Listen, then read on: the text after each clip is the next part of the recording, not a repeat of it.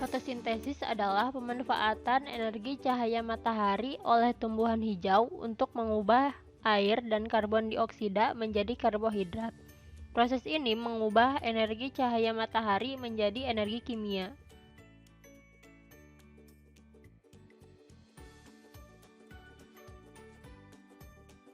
Tujuan dari percobaan fotosintesis yaitu untuk mempelajari pengaruh intensitas cahaya terhadap laju fotosintesis tumbuhan.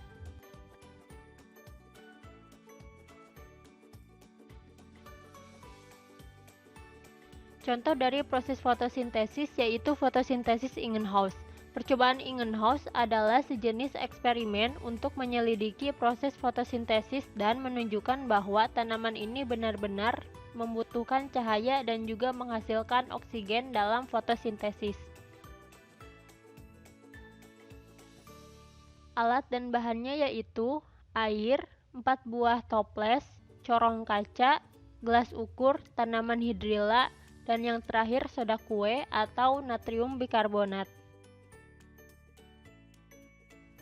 Berikut adalah prosedur percobaan dari fotosintesis Ingenhousz yang memiliki 4 perlakuan yaitu toples 1 hanya diisi dengan air, toples 2 air dengan natrium bikarbonat, toples 3 air es atau air es batu, toples 4 air panas dengan suhu 45 derajat Celcius.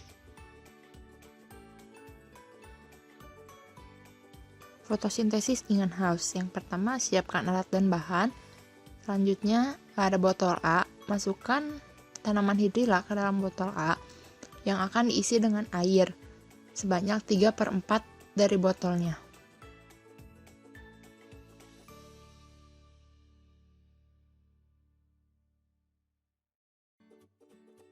Selanjutnya ada botol B, masukkan air sebanyak 3/4 dari botol.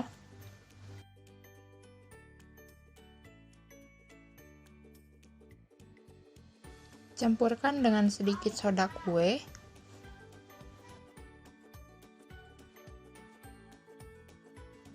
Masukkan tanaman hidrilla ke dalam botol.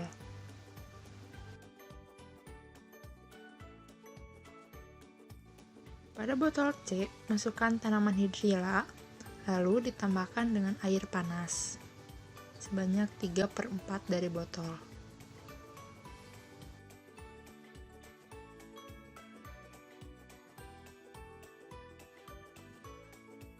Pada botol D, masukkan tanaman hidrilla yang dicampur dengan air es.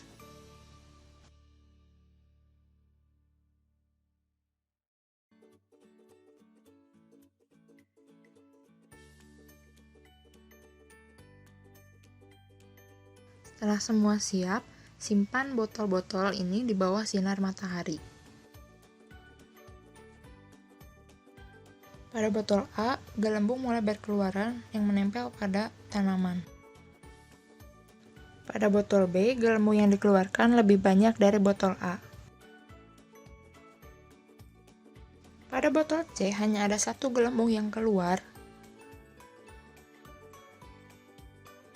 Pada botol D, hanya ada sedikit gelembung yang keluar.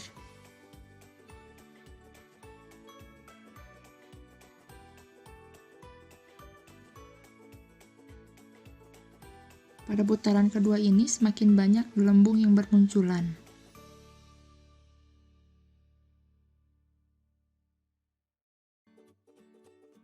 Masih sama seperti yang tadi, pada botol B, gelembung lebih banyak daripada botol A, dan gelembung mulai naik ke permukaan atas.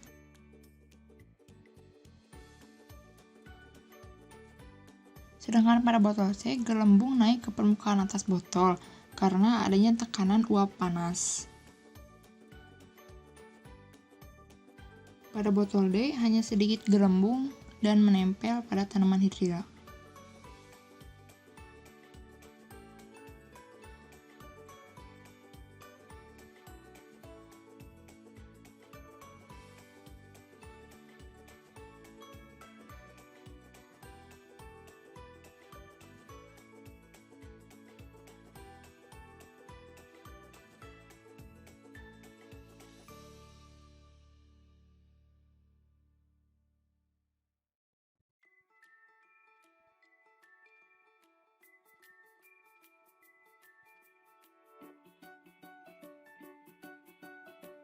Kesimpulan yang dapat diambil yaitu air yang ditambahkan NaHCO3 akan menghasilkan gelembung yang banyak karena NaHCO3 terurai menjadi NaOH dan CO2. Seperti yang diketahui, CO2 berperan dalam proses fotosintesis, sedangkan air dengan penambahan es batu menghasilkan gelembung paling sedikit karena laju fotosintesis dipengaruhi oleh tinggi rendahnya suhu.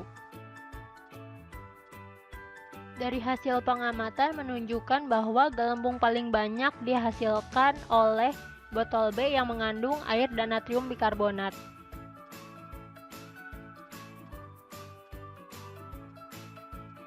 Selanjutnya, contoh dari fotosintesis yaitu fotosintesis Sachs. Fotosintesis Sachs adalah sejenis eksperimen untuk menyelidiki proses fotosintesis dan membuktikan bahwa hasil fotosintesis adalah glukosa berupa bahan organik yang disimpan dalam bentuk amilum.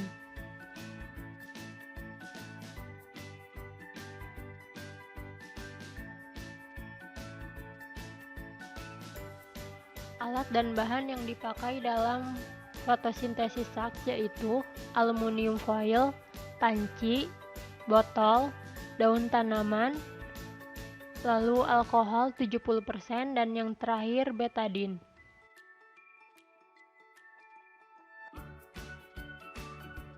Selanjutnya ada prosedur percobaan dari fotosintesis Sachs yaitu 1. Daun ditutup sebagian menggunakan aluminium foil.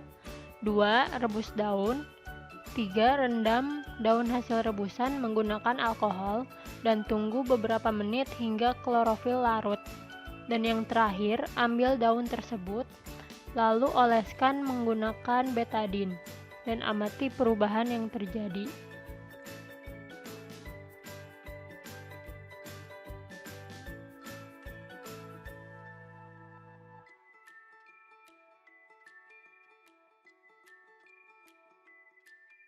Pertama-tama kita menyiapkan alat dan bahan yaitu panci yang telah diisi air, alkohol, betadin, kemudian 2 batang daun yang telah diberi aluminium foil selama 1 hari dan botol. Buka aluminium foil yang ada pada daun, kedua daun tersebut.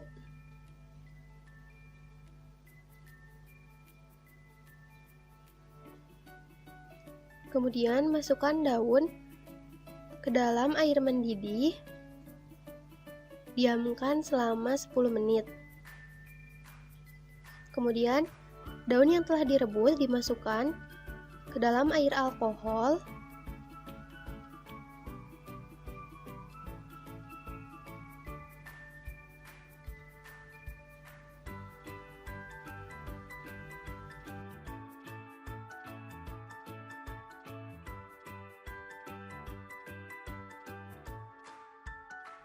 Daun yang dimasukkan ke dalam air alkohol kemudian dimasukkan kembali dalam air hangat selama 15-20 menit.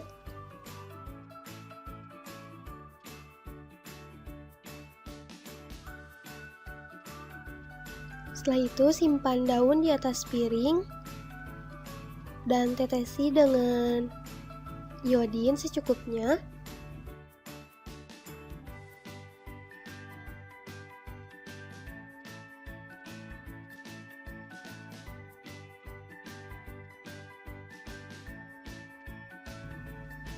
Kemudian amati perubahan yang terjadi pada kedua daun tersebut.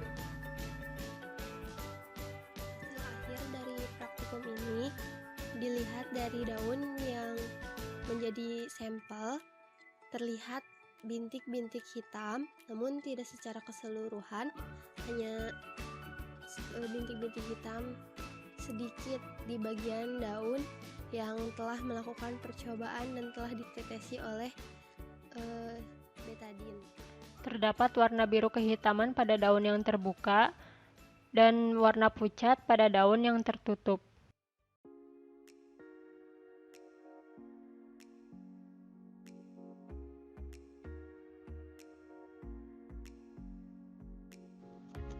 Selanjutnya ada respirasi.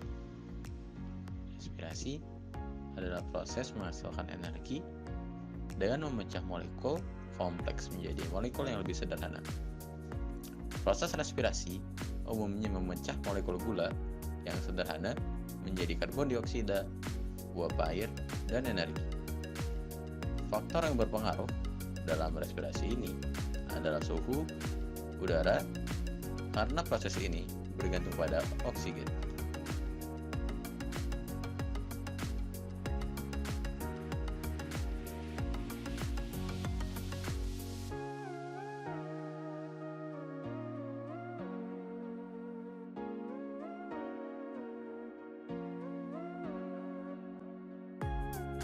Tujuan percobaan dari respirasi adalah untuk mengetahui apakah pada tanaman yang sampel di sini merupakan kecambah melakukan proses respirasi atau pengeluaran karbon dioksida.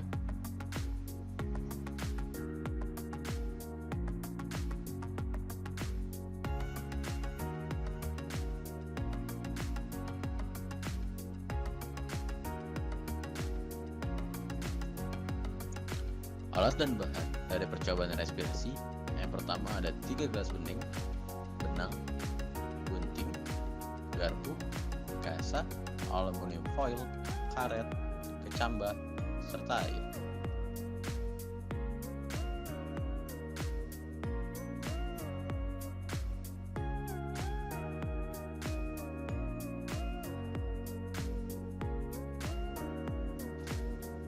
Prosedur pengujian respirasi yang pertama, menimbang kecambah masing-masing 25 gram untuk 2 perlakuan.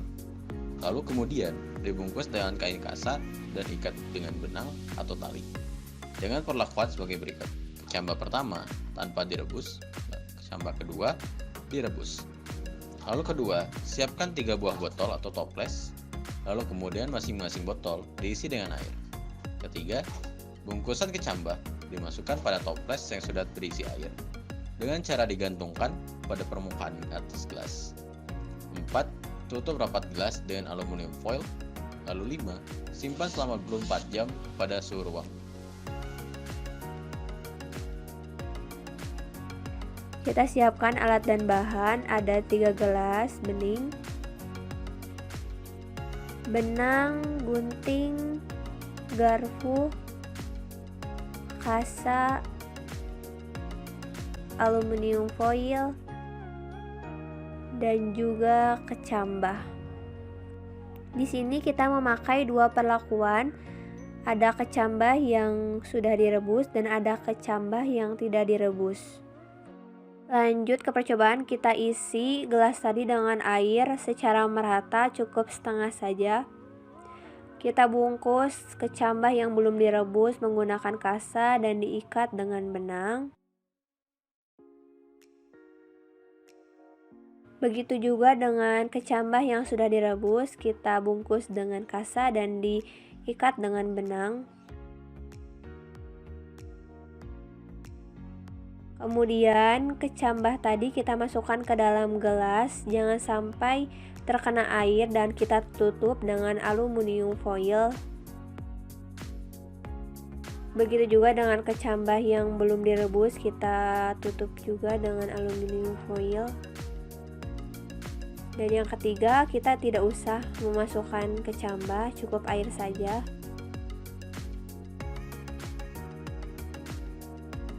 Selanjutnya kita tunggu selama 24 jam dan jangan lupa kita namain dulu supaya tidak tertukar.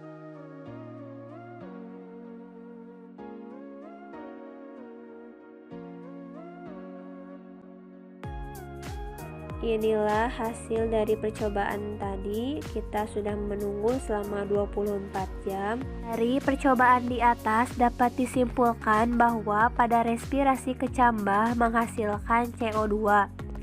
Hal ini dibuktikan karena adanya uap air pada dinding gelas tersebut. Dan air pada kecambah yang sudah direbus tersebut berubah menjadi keruh. Sedangkan air pada kecambah yang belum direbus tidak berubah. Respirasi bertujuan menghasilkan energi yang dibutuhkan untuk memperoleh makanan berupa air dan karbon dioksida. Hasil pengamatan yang didapat, gelas pertama berubah menjadi keruh, gelas kedua tidak berubah, gelas ketiga tidak berubah. Pembahasan percobaan fotosintesis Ingenhousz. Gelembung yang dihasilkan dari botol B mengandung NaHCO3 atau natrium bikarbonat lebih banyak dibandingkan dengan hasil perlakuan yang lain.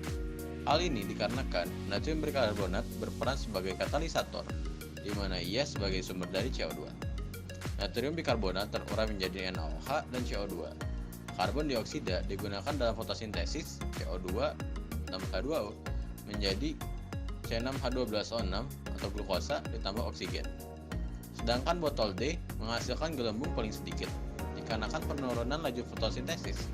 Karena penurunan suhu, maka energi ATP yang dihasilkan juga lebih tinggi.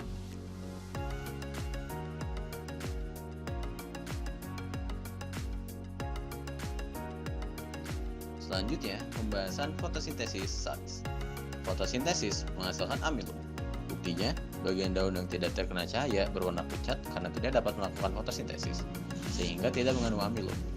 Ada perbedaan antara daun yang ditutup aluminium foil dengan yang tidak. Setelah ditetesi larutan, bagian permukaan daun yang terbuka berubah menjadi biru kehitaman. Ini menandakan adanya amilum yang merupakan hasil fotosintesis. Sedangkan bagian permukaan yang tertutup tampak berwarna pucat. Ini menandakan pada bagian tersebut tidak terdapat amilum karena tidak berlangsung fotosintesis.